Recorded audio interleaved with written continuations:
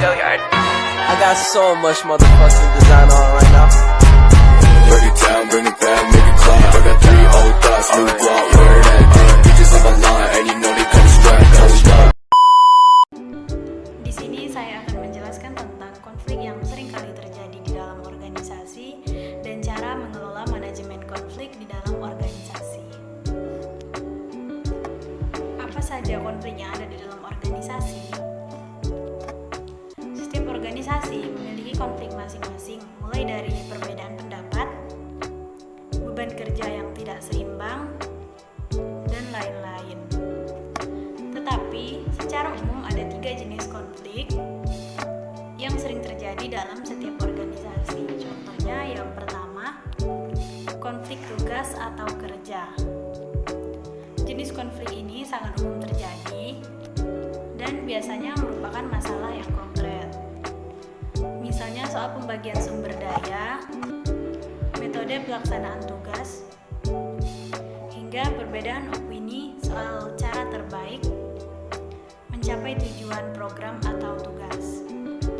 Konflik ini termasuk ke yang paling mudah diselesaikan, tetapi bisa lebih rumit jika ada persoalan yang lebih mendalam dan tidak terlihat di permukaan. Konflik tugas merupakan sesuatu yang paling umum ditemukan di dalam organisasi. Kita bisa melihatnya dalam keseharian, misalnya pertentangan terkait penyelesaian masalah yang muncul mendadak atau penyelesaian tugas dengan jangka waktu terbatas. Walau termasuk sesuatu yang umum, konflik tugas bisa menjadi besar jika sering terjadi dan bahkan memengaruhi atmosfer kerja secara permanen. Yang kedua, konflik hubungan atau relasi. Konflik hubungan atau relasi berkaitan dengan hal-hal kepribadian, cara pandang, dan gaya komunikasi. Hal ini natural karena kamu menghadapi banyak orang berbeda yang harus berinteraksi demi mencapai tujuan bersama. Konflik ini lebih rumit karena bisa mempengaruhi aktivitas lain seperti tugas dalam organisasi. Organisasi formal biasanya melarang anggotanya untuk mencampur masalah pribadi dengan pekerjaan. Anggota organisasi dituntut untuk tidak membiarkan hal pribadi mengganggu kerjasama, kecuali jika hal tersebut berlawanan dengan aturan dan etika perusahaan. Yang ketiga, konflik nilai.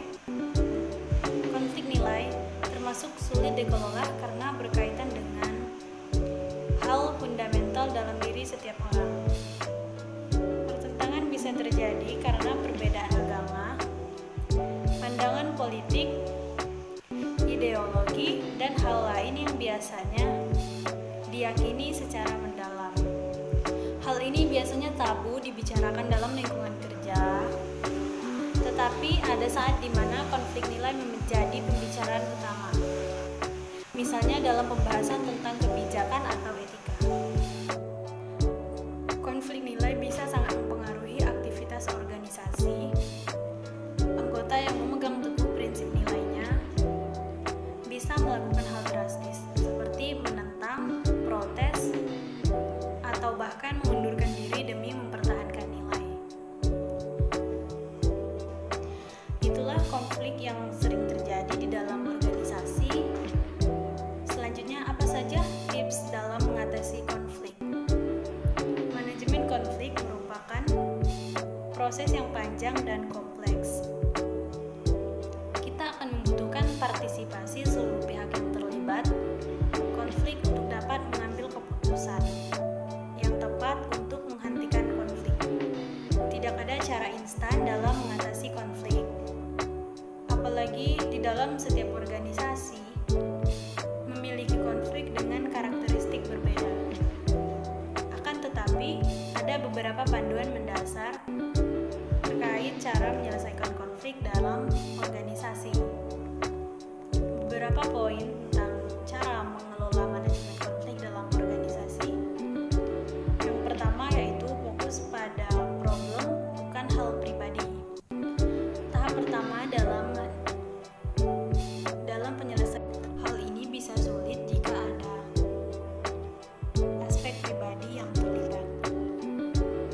dan bisa berujung ke saling menyalahkan tanpa memandang masalah yang sebenarnya terjadi. Prinsip fokus pada problem juga bisa menjadi patokan untuk menyelesaikan konflik paling mendasar seperti konflik kerja. Poin yang kedua, berkomunikasi secara terbuka. Komunikasi terbuka adalah kunci mengatasi konflik tanpa menyimpan risiko letusan di kemudian hari. Pemimpin atau manajer perlu menekankan prinsip komunikasi terbuka sejak awal agar anggota organisasi terbiasa mengungkapkan setiap keberatan, kritik, atau potensi konflik yang muncul. Tipe konflik yang sulit untuk ditangani, misalnya konflik relasi dan nilai.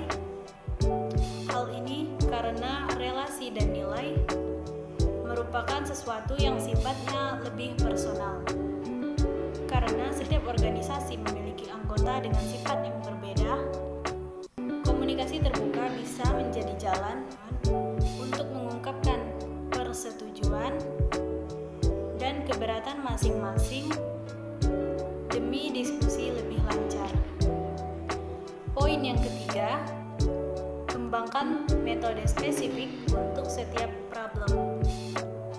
Sebuah masalah dalam organisasi biasanya terdiri dari problem kecil dan masing-masing membutuhkan penyelesaian tersendiri. Kita bisa membuat daftar tantangan yang berkontribusi pada permasalahan besar. Daftar ini akan membantu dalam menciptakan rencana kerja serta penciptaan solusi. Poin yang keempat, meminta pendapat pihak netral.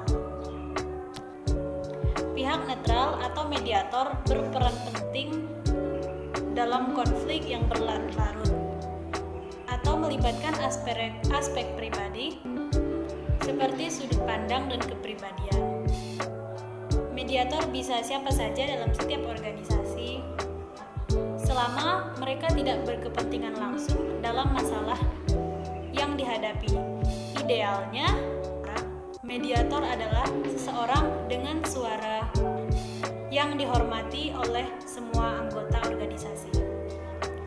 Poin yang kelima, konsisten dan komitmen dalam penyelesaian konflik. Masalah dan metode penyelesaian konflik sudah ditemukan atau sudah diputuskan. Pastikan untuk bersikap konsisten dalam pelaksanaannya. Semua anggota yang terlibat harus melaksanakan bagian masing-masing dalam pemecahan masalah sesuai kesepakatan.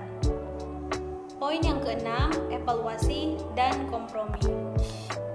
Sama seperti setiap aktivitas penting organisasi, penyelesaian konflik juga membutuhkan evaluasi. Hal ini menjadi panduan untuk memecah konflik, untuk mencegah konflik serupa, atau memilih prosedur penyelesaian yang efektif ketika hal yang sama terjadi.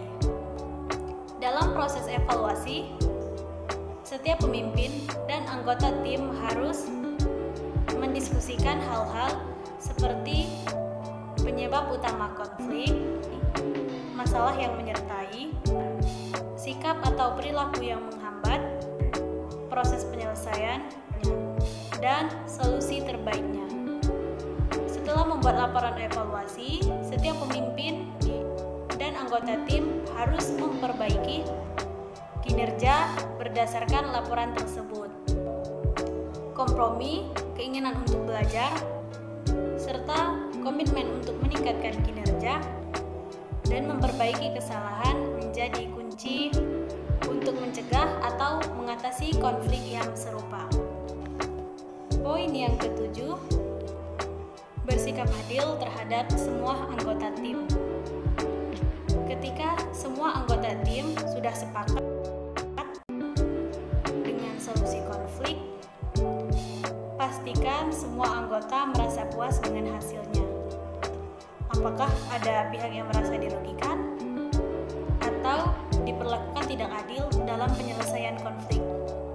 Apakah solusi yang dihasilkan cenderung menguntungkan satu pihak? Solusi penyelesaian konflik juga harus etis, dan mengikuti kebijakan organisasi. Hal ini akan membantu ketika ada ketidakpuasan dari anggota tim terkait hasil penyelesaian konflik.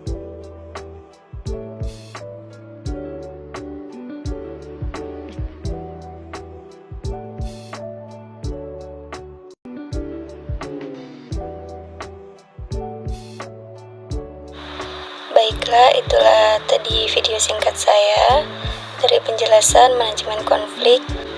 Saya ucapkan terima kasih. Wassalamualaikum warahmatullahi wabarakatuh.